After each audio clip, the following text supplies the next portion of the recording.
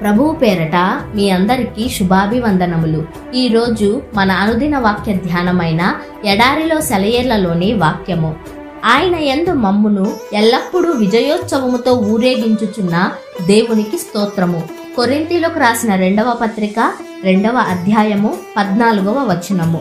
ఓటమిలాగా కనిపించిన పరిస్థితుల్లో దేవుడు ఘన విజయాలనిస్తాడు. చాలాసార్లు శత్రువు కొంతకాలం జయిస్తాడు, దేవుడు చూస్తూ ఊరుకుంటాడు.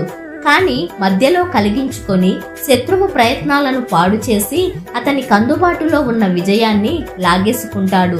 దుష్టుల మార్గాన్ని దేవుడు తల్లక్రిందులు చేస్తాడు అని బైబిల్లో రాసి ఉన్నట్టు ఇది జరుగుతుంది.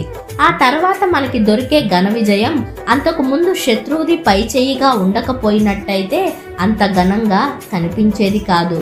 3 యూదా యువకుల్ని మండుతున్న అగ్నిగుండంలోకి పడేసిన కథ మనకి తెలుసు కదా. ఇక్కడ శత్రువు గెలిచినట్టే ముందు అనిపించింది. సజీవుడైన దేవుని సేవకులు భయంకరమైన అపజయాన్ని ఎదుర్కోబోతున్నట్టు అనిపించింది. మనకి కూడా ఎన్నో పరిస్థితుల్లో మనం ఓడిపోయినట్టు, శత్రువు గెలిచినట్టు అనిపిస్తుంది.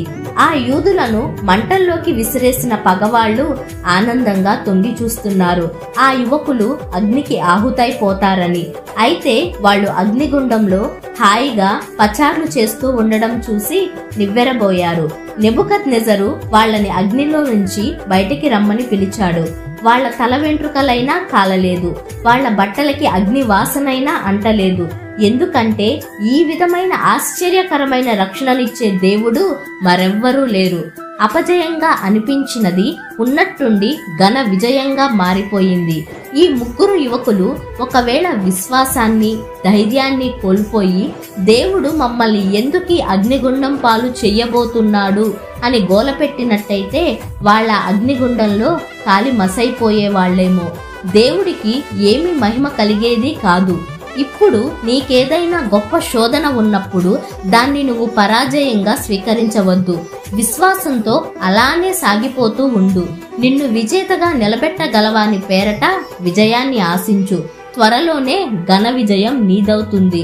దేవుడు మనల్ని నడిపించే ఇరుకుల్లో, ఇబ్బందుల్లో ఆయన మన విశ్వాసం బహిర్గతమయ్యే అవకాశాలను కల్పిస్తున్నాడు. ఆ విశ్వాసం ద్వారా మనం ఆశీర్వాదకరమైన ఫలితాలను పొంది ఆయనను ప్రస్తుతించాలి.